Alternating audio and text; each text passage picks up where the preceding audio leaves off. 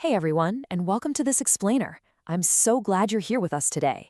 If you're looking to wrap your head around some pretty complex concepts quickly, well, you've definitely found the right place. Today, we're diving into something truly fascinating.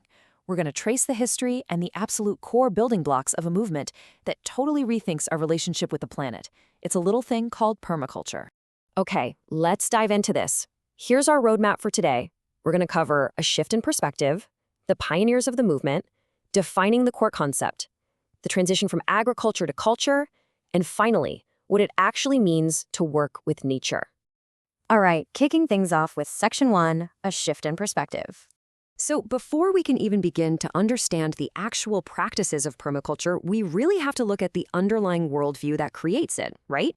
Because how we interact with the earth completely depends on our perspective. Over on the left side, we have the mechanistic worldview. Imagine, say, a giant factory-style farm that's engineered for just one single product.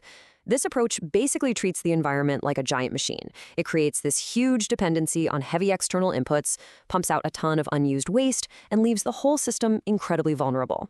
But if we shift our perspective over to the right side, we find the holistic or ecological worldview.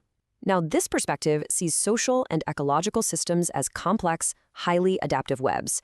It's all about biological solutions, ecological resilience, and deep, deep interconnectedness. So rather than trying to dominate a landscape by forcing it into some rigid mechanical order, a holistic worldview aligns human needs with the fluid, interconnected beauty of natural ecosystems. Moving right along to Section 2, the pioneers of permaculture. So when did this all start? Well, the formal foundation of this discipline actually kicked off in the mid-1970s, specifically between 1972 and 1974, down in Tasmania, Australia.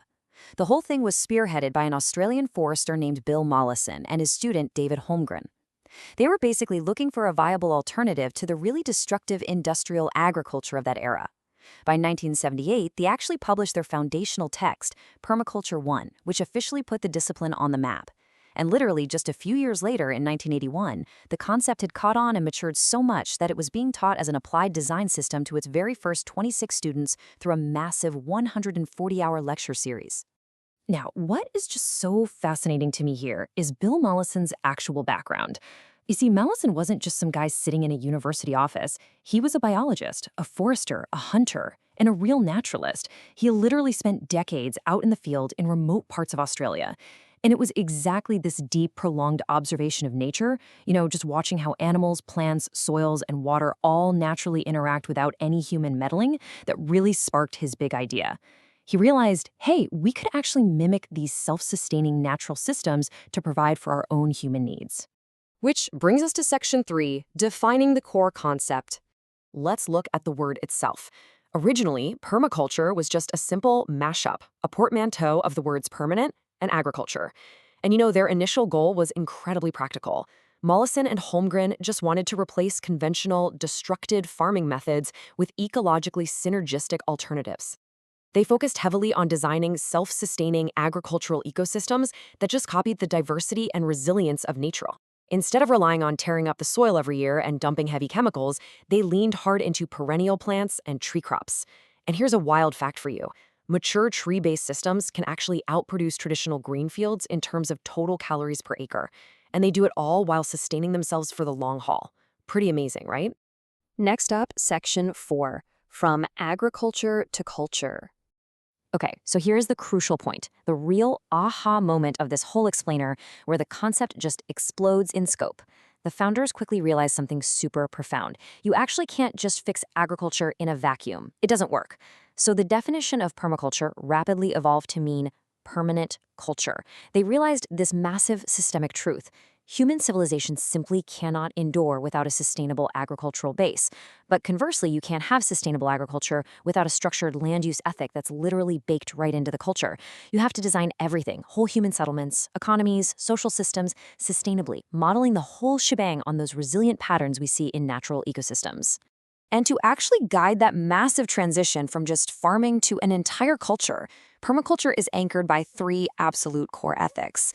These are what elevate it from just, clever gardening tricks into a profoundly radical framework for resilient living. First up is earth care. This is all about designing systems that actively rebuild natural capital, regenerating the soil, the water, the biosphere. It's basically acknowledging that we are completely interdependent with the planet. Second, we have people care. This ensures we're actually meeting real human needs, looking after ourselves, our families, and our communities through meaningful work, shelter, and healthy food. And finally, fair share. This ethic asks us to intentionally set limits on our consumption and to equitably distribute any surplus, whether that's extra food, seeds, or even just knowledge and labor, right back into the system and the community. And finally, Section 5, Working with Nature. I really want you to take a second and absorb this absolute powerhouse of a quote from Bill Mollison. He said, "Permaculture is a philosophy of working with rather than against nature, of protracted and thoughtful observation rather than protracted and thoughtless labor." Honestly, this is the bedrock of the entire system. Mollison saw that trying to force natural systems to do things they inherently don't want to do just creates constant structural friction. If you fight nature, you are basically signing yourself up for back-breaking labor forever. But if you just observe carefully and align your designs with natural processes, eventually, the system literally does the work for you. And this brilliantly illustrates one of Mollison's favorite design paradigms: everything gardens. Think about it. In a natural ecosystem, absolutely nothing exists in isolation. Every single living thing actively modifies and cultivates its environment for its own benefit. An earthworm gardens the soil, a bird gardens the forest by spreading seeds around. And they do it all without a wheelbarrow or a shiny pair of gardening gloves. In nature, there's absolutely no waste. One organism's trash is literally another organism's dinner. They co-evolve, they cooperate, and that is exactly what our human systems, our permanent culture, should be mimicking. So, as we wrap up this explainer, I want to leave you with a bit of a challenge.